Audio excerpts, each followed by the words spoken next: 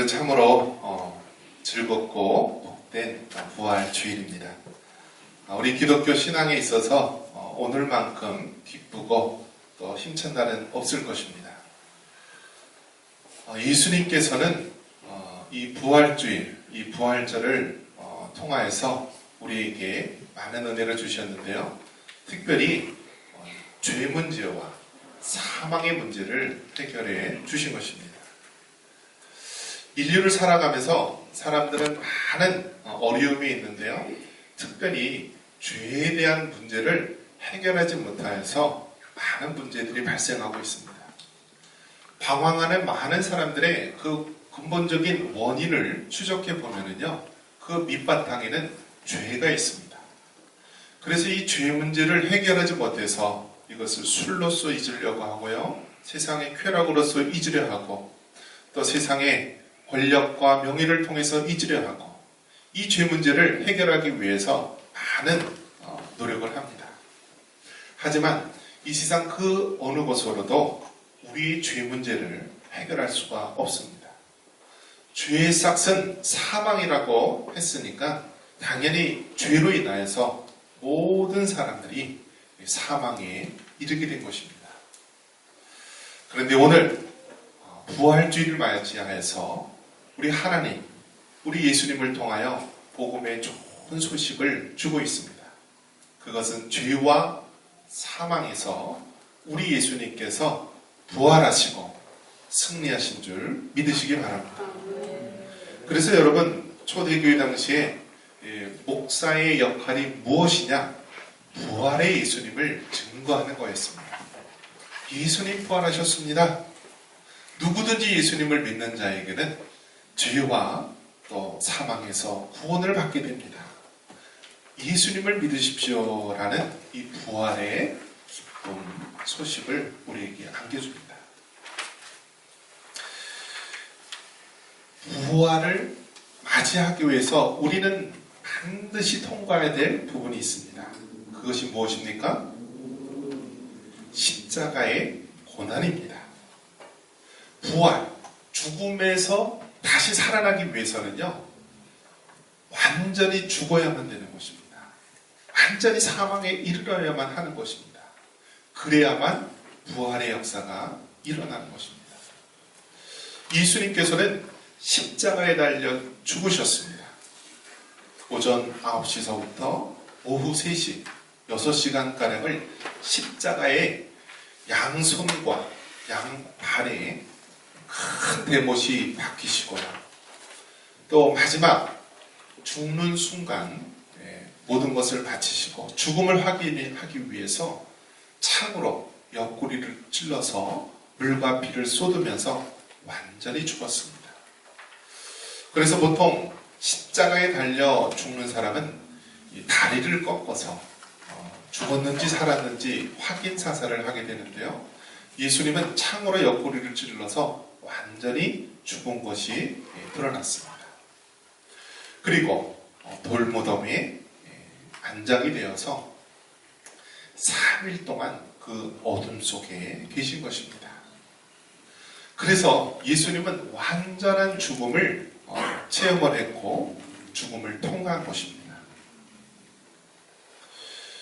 우리 그리스도인들이 기억해야 될 것이 무엇입니까? 예수님의 부활의 영광만 기억할 것이 아니라 십자가의 고난도 우리는 함께 통과를 해야 합니다. 십자가의 고난에 동참하지 않고서는 어느 누구도 부활의 영광에 함께할 수 없기 때문입니다. 특별히 예수님께서는 십자가에 달려 죽으셨을 때 우리 눈에 선하게 들어온 장면이 있습니다. 양손과 양발목에 피가 흐르는 것이었습니다. 그리고 머리에는 가시가 나으셨기 때문에 그 깊은 가시가 피부를 뚫음으로써 피를 흘리셨을 것입니다. 그러면 이 예수님의 피, 십자가에 처절하게 흘리신 예수님의 피가 무슨 의미가 있는지 우리가 부활의 아침 다시 한번 그 예수님의 피를 우리가 되새겨보기를 바랍니다. 여러분, 성경은 무엇을 말하는 것입니까? 누구를 말하는 것입니까? 성경의 가장 큰 주제가 무엇입니까? 그것은 바로 예수님의 이야기가 됩니다. 우리가 믿는 하나님은 삼위일체 하나님이십니다. 성부 하나님께서는 구원을 계획해 놓으셨고, 성자 예수님께서는 십자가에서 구원을 이루셨고, 성령 하나님께서는 결국 각 사람에게 구원을 완성하시는 하나님이십니다. 모든 것이 하나님의 말씀대로 이루어집니다. 구약에서 창세기에 처음 시작되는 인류의 시초에 대해서 말씀합니다. 최초의 사람 아담과 하와가 범죄를 하게 됩니다. 그리고 모든 아담과 하와의 후손은 태어나면서 원죄를 가지고 태어나고요. 또 하루하루 순간순간 살아가면서 자범죄 속에서 더럽혀지고 있는 것입니다. 죄에 빠진 아담과 하와를 보시고 하나님께서 나뭇잎으로 그들의 치부를 가린 아담과 하와에게 무엇을 지어 입히셨죠? 가죽옷을 입히셨습니다. 여러분, 가죽옷이 무엇입니까? 짐승의 가죽. 짐승의 가죽을 입기 위해서는 어떻게 되죠? 반드시 그 짐승을 희생시키고 죽어야 합니다. 그렇다면 그 가죽옷이 무엇을 말하는 것입니까? 이것은 장차 십자가에 죽으실 예수님을 상징적으로 보여주고 있습니다.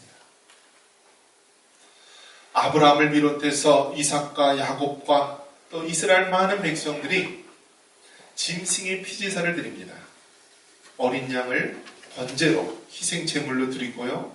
많은 짐승들을 화목제물로 드립니다. 그러면 그 짐승이 무슨 의미가 있는 것입니까? 짐승이 피를 흘려야 되는데 이 피는 무슨 피를 말하는 것입니까? 그것은 십자가에서 피 흘려 죽으실 예수님을 말하는 것입니다. 그래서 여러분, 예수님의 이 피, 어린 양 되신 예수님의 피는 성경에서 일관되게 창세기서부터 계속해서 말씀해주고 있습니다. 죄와 사망에서 우리를 구원할 것은 오직 하나, 예수님밖에 없다. 예수님의 피만이 우리를 죄와 사망에서 구원할 것이다 라고 말씀해주고 있습니다.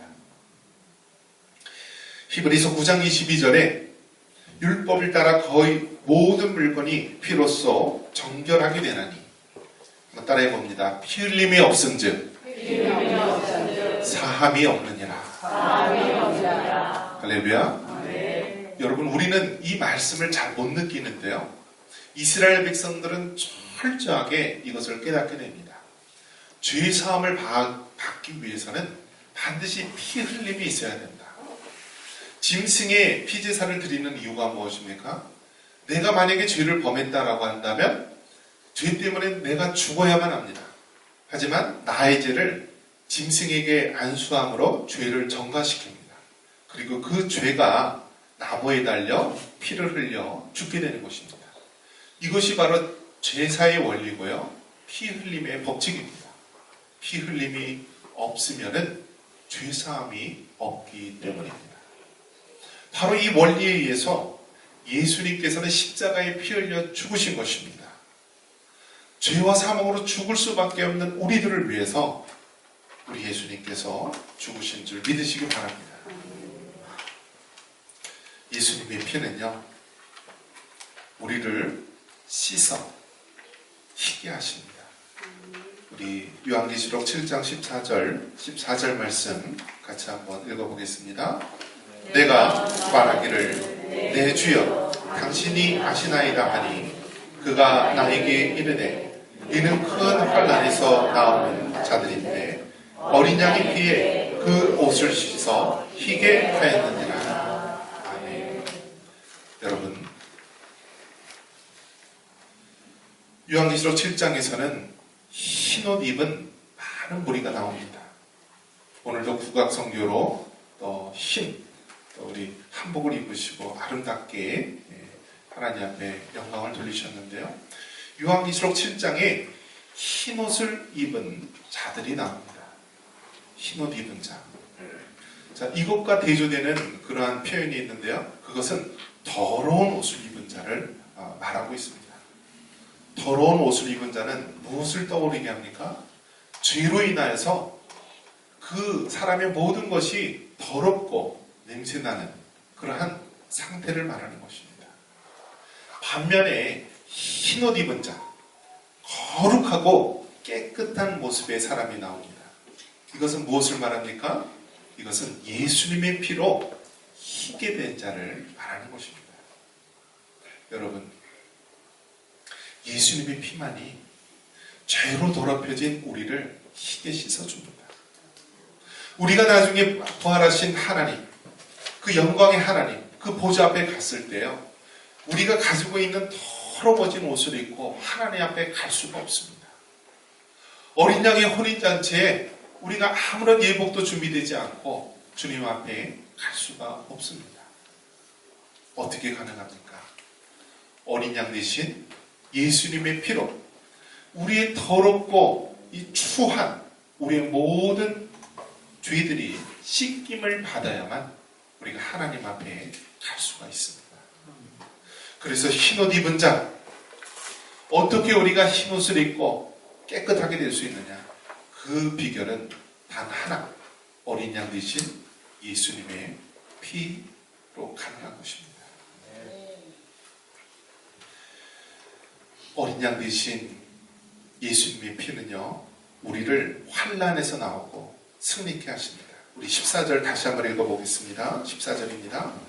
내가 말하기를 내 주여 당신이 아시나이다 하니 그가 나에게 이르되 이는 큰 환난에서 나오는 자들인데 어린 양의 피에 그 옷을 씻어 희게 하였느니라. 아멘. 여러분, 큰 환난과 시험에서 어떻게 나올 수가 있습니까? 어린 양 예수님의 피를 의지해서 나올 수가 있습니다. 여러분, 사단은 오는 사자와 같이 두루다니며 삼킬 자를 찾는다 했습니다. 사단은요, 끊임없이 우리로 하여금, 믿는 성도들로 하여금 시험에 들게 하고 악에 빠지게 하는 것입니다. 시험과 악에서 우리를 구원할 수 있는 것이 무엇입니까? 어린 양 예수님의 피뿐임을 믿으시기 바랍니다. 아멘. 기도를 많이 하는 사람들, 또 여러 교회에서 큰 집회를 다니는 분들은 그 교회에 딱 들어서면은요, 이렇게 마음속에 드는 생각이 있다라고 합니다.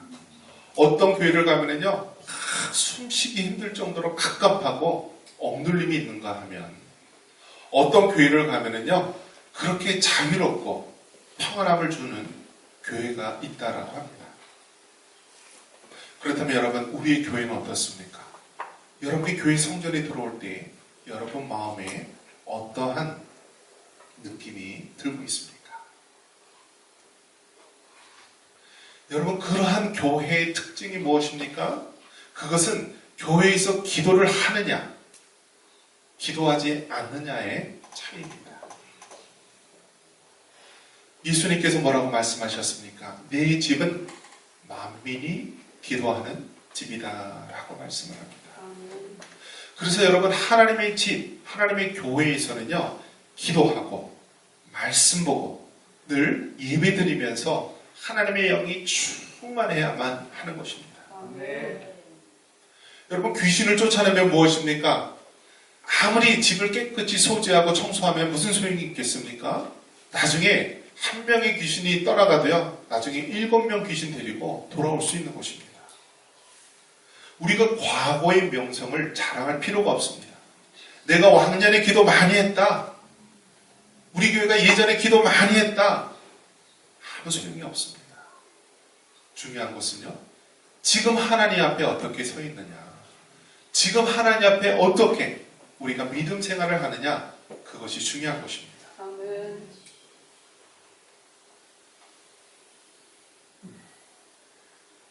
강단 철야를 하게 되면요, 목사님들 이야기를 들어보면요, 여러 가지 이상한 일들이 일어난다라고 합니다. 저 구석에 막 부추럭 거리는 소리가 들리고요, 이렇게 천장에서 확 이렇게 지나가는 소리도 들리고, 바람이 휙휙 지나가기도 하고, 머리카락이 쭈삣쭈삣 서기도 한다라고 합니다. 주의 종이 기도하고 하나님의 목회자가 기도하는데도요, 사탄은 가만히 있지를 못하는 것입니다. 우리가 하나님의 교회에서 기도하지 않는다라고 한다면 환난과 시험에서 우리가 승리할 수가 없습니다.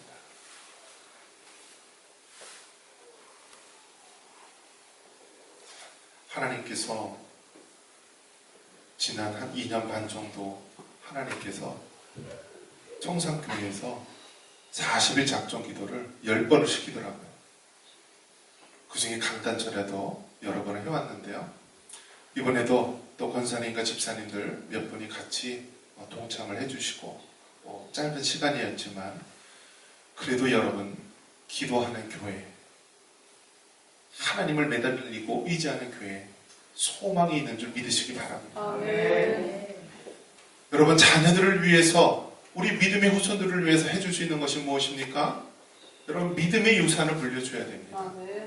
기도로 부모님이 흘린 눈물을 자녀들은 배반하지 않고 기억하게 될 것입니다.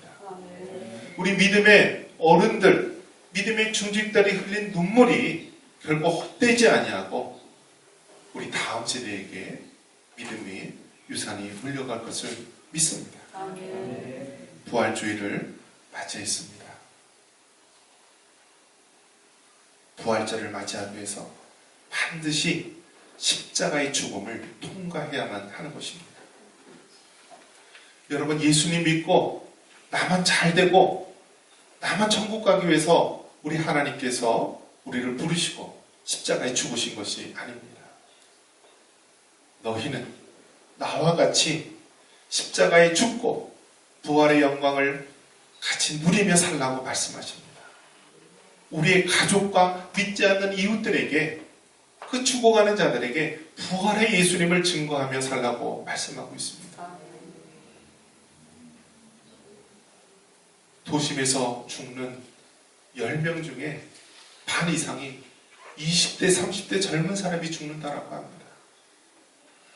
아무런 소망이 없이, 희망이 없이 그들은 어둠 속에서, 이 코로나의 암흑 속에서 죽어가고 있습니다.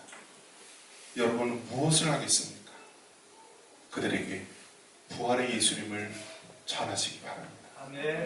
오직 예수님만이 이 전염병의 난리 속에서 우리를 구원할 자이시고, 오직 예수님만이 이 사망의 음침한 골짜기에서 우리를 구원할 구주가 되심을 널리 전할 수 있는 여러분 되시기를 주님의 이름으로 축원합니다.